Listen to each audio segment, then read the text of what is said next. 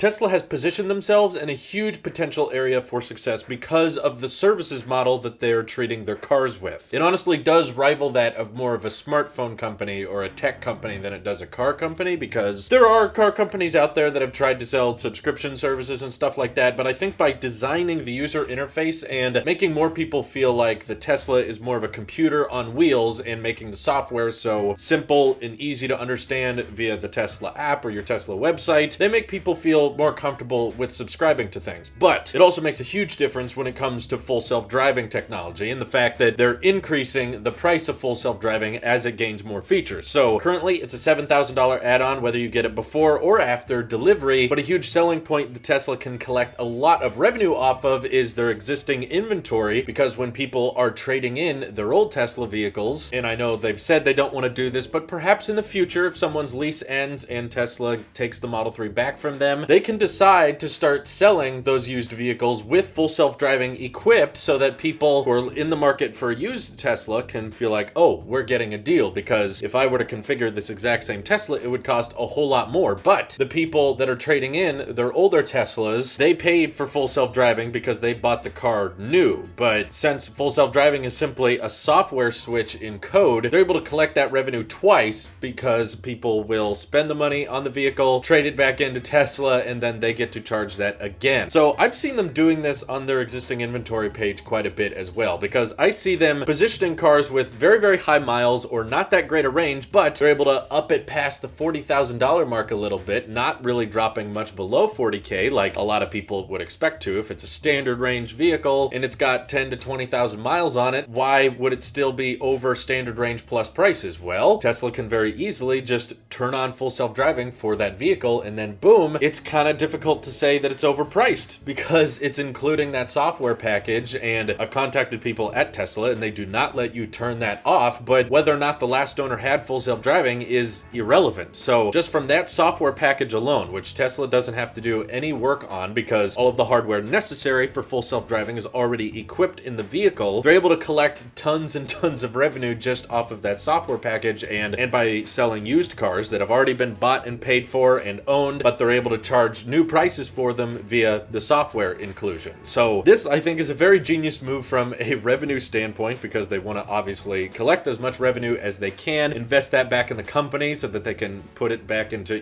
battery production and more gigafactories in the future. But other things like premium connectivity, which allows people to subscribe for $10 a month to access better features within Tesla software. This being satellite imagery when using GPS navigation, as well as using LTE wherever you are and not having to hotspot off your phone or wait until you're connected to Wi-Fi to use the internet. And I think this service is going to become a lot more popular as autopilot and full self-driving keeps getting better, because eventually, if we get to the day when level 5 autonomy is possible, you'll be able to watch content on the Tesla's display, in which case that extra $10 a month is going to make your daily commute to work a lot more fun and a lot more relaxing than just having to watch everything on your phone. But another huge advantage with their DLC that they let people enjoy upgrades from are things like the acceleration boost, which Tesla offered to long-range all-wheel drive drivers because they had a certain 0 to 60 time, but then Tesla decided, you know what? It is technically capable of going faster, so we'll let drivers decide if they want to spend the extra $2,000 that Tesla had to basically just write some code for. So even if not that many people buy that acceleration boost, it's instant profit. There's very little money that has to be spent on making that software package an option. So in the future, I could totally see them offering that on more and more vehicles, as in like a lot of people who just wanted to get the cheapest Model 3 possible, they bought that off-menu one for $35,000. Even though the hardware in that cheap Tesla is the exact same hardware as the standard range plus, that means that they potentially have the ability to sell you back battery capacity or sell you back range. In fact, they already do sell you autopilot if you want as a software upgrade for that vehicle. So it proves that via software and services, Tesla is able to collect a ton of money off of these vehicles even after someone has bought and paid for them, even if they're done with their loan, even if they bought the car outright with cash via streaming services, via full self-driving upgrades, and Elon has alluded to full self-driving becoming a subscription option by the end of this year, but still saying it will probably make more financial sense to buy it outright. They're going to want to push you in that way, though for those people who don't have all that money up front, they will allow you to subscribe to it. We just don't know what that price is, but I guarantee you it'll probably be fairly beneficial to Tesla. Tesla, because some people are just thinking, I don't want to spend $7,000 to